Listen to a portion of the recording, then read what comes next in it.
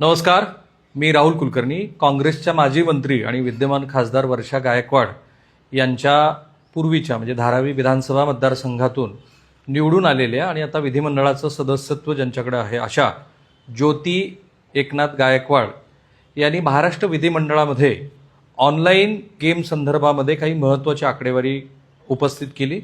ती एका प्रेक्षकाने मला पाठवली आणि त्याची पडताळणी केल्यानंतर ज्या प्रश्नाची उकल होणं आवश्यक होतं असे 4-5 मुद्दे त्यांच्या ह्या भाषणातनं कळले आणि मग मी त्याचा थोडासा अभ्यास केला आणि माझ्या असं लक्षात आलं की ह्या ड्रीम11 काय ते तुमची रम्मी किंवा तत्सम काय जे खेळ असतील ऑनलाईन उपलब्ध असलेले याच्यात ज्योती गायकवाड यांनी विधिमंडळात सांगितलेला शक्यता म्हणजे विजयाच्या शक्यतेचा आकडा किती आहे माहिती आहे?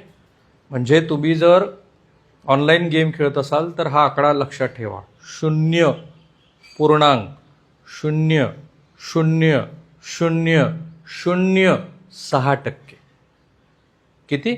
पुन्हा एकदा सांगतो, 0.000006%. हे महाराष्ट्र विधिमंडळामध्ये ज्योती एकनाथ गायकवाड यांनी अभ्यास करून मांडलेली आकडेवारी आणि महत्त्वाची. आणि त्याबरोबरच त्यांनी जे महत्त्वाचे मुद्दे मांडले की हा ऑनलाईन जुगार हा प्रत्यक्षामध्ये गेम ऑफ स्किल आहे.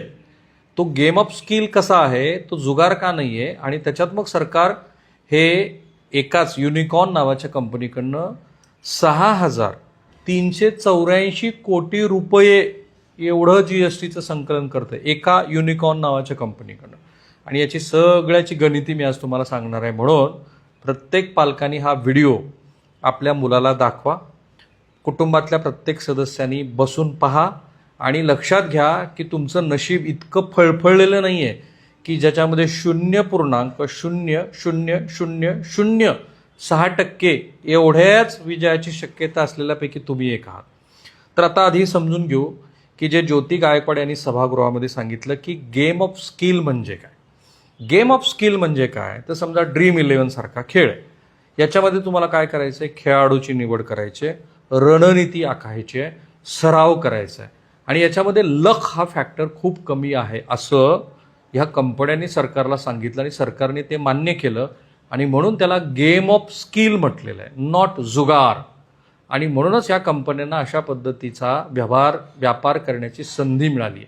त्यामुळे हे जे गेम ऑफ स्किल आहे ते तुमच्या नशिबावर अवलंबून नाही आहे. तुम्ही जे काही रमी खेळता, पोकर खेळता किंवा तत्सम कोणते खेळ खेळता, ड्रीम11 खेळता, तर हा नशिबाचा भाग नाही आहे. पूर्ण अभ्यासाअंती, सरावाअंती आणि तुम्हाला पूर्ण ह्या सगळ्या प्रकाराची अक्कल असेल तरच हा गेम खेळावा असं ह्या कंपन्यांना अभिप्रेत आहे. आणि आपल्या हे गावखेड्यातले कोणी 9वी पास, कोणी 7वी पास, कोणी 5वी पास, पदवीधर, तो बंगळुरूचा IT अभियंता, तो बीडचा ASI, हे सगळे गाढव आहेत कारण त्यांना हे कळलेलं नाही की हा गेम ऑफ लक नाही, हा गेम ऑफ स्किल आहे. हे एकदा स्पष्ट झालं. आता ह्या गेम ऑफ स्किल आणि गेम ऑफ लकचा जी काही भानगड आहे त्याचा परिणाम काय झाला.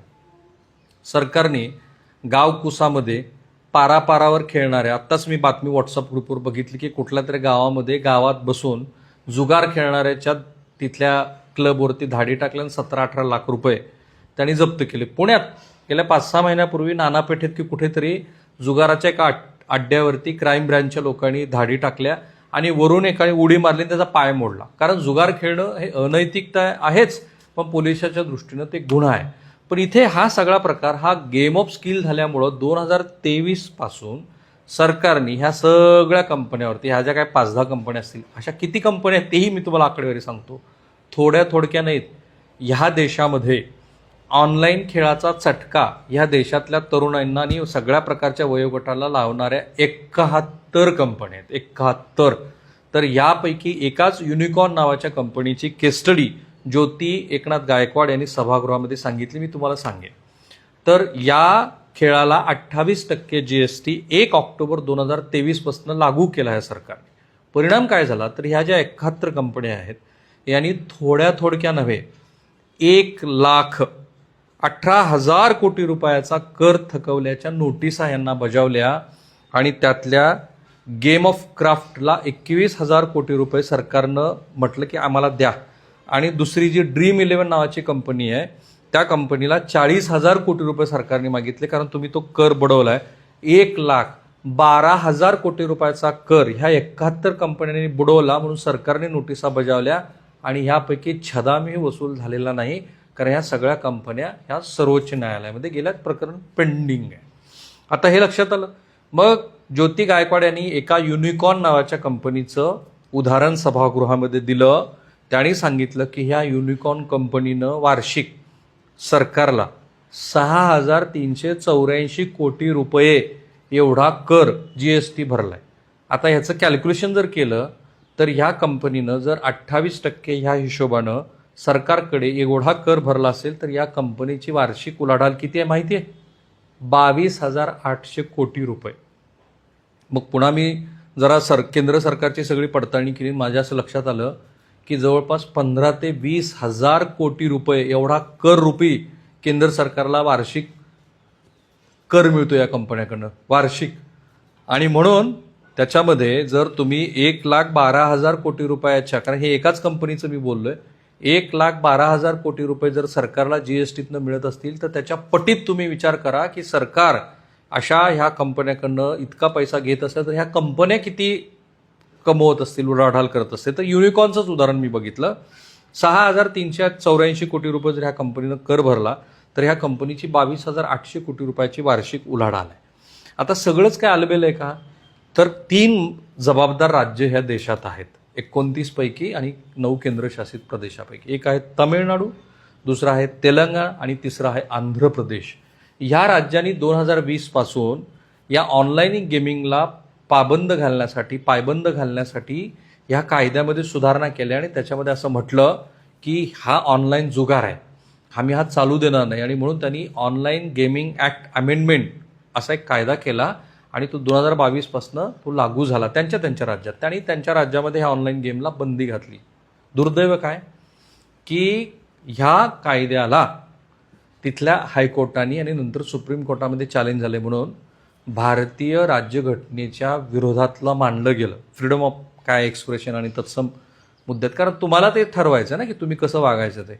आणि म्हणून तिथे बंदी आणून कायदे करून सुद्धा त्याही राज्यांनी या 28% GSTला पाठिंबा दिला, कारण GST काउन्सिल आहे, ते GST काउन्सिलमध्ये सगळ्या राज्याचे अर्थमंत्री बसतात. तिथे त्यांनी पाठिंबा दिला. त्यांचं इंटेन्शन चांगलं होतं, परंतु हायकोर्टाने तिथे तो कायदा मान्य केला नाही आणि त्यांनी जे काय अमेंडमेंट केलं होतं ते तसंच प्रलंबित आहे. पण ॲटलिस्ट त्यांनी तो विलिंगनेस तर दाखवला. आता जसं ज्योती गायकवाड यांनी सांगितलं तसं महाराष्ट्रामध्ये अनेक कुटुंब देशोधडीला लागत आहेत आणि त्यांनी सभागृहामध्ये सांगितलं की हे जे कोणी Dream11, रमी सर्कल अशा जाहिराती ह्या खेळाच्या करतात त्यांच्या विरोधामध्ये पण गुन्हे दाखल केले पाहिजेत. माझं पण तेच मत आहे, कारण ही काही गरीब मंडळी नाही आहे. अहो, एक म्हैस खरेदी करण्यासाठी ज्या शेतकऱ्यांना 7 लाख रुपये ठेवले होते त्यातल्या 6वीच्या मुलानं त्यातले 5 लाख रुपये खर्च केलेत ह्या फ्री फायर नावाच्या खेळात, ते खोटे शस्त्र खरेदी करण्यासाठी. हा बंगळूरचा अभियंता जो IT इंजिनियर आहे त्याच्या बापाचं घर विकावं लागले, तिथे शरम वाटायला लागली म्हणून तो बंगळूरमध्ये राहायला आला आणि हा पट्ट्या एवढा त्याला विळखा बसला या खेळाचा की हा बंद घरं शोधून तिथे दरोडे टाकत फिरतोय, महिलांच्या गळ्यातले चैन ओढून घेतोय. त्याला अटक झाली कारण CCTV फुटेजमध्ये तो दिसला.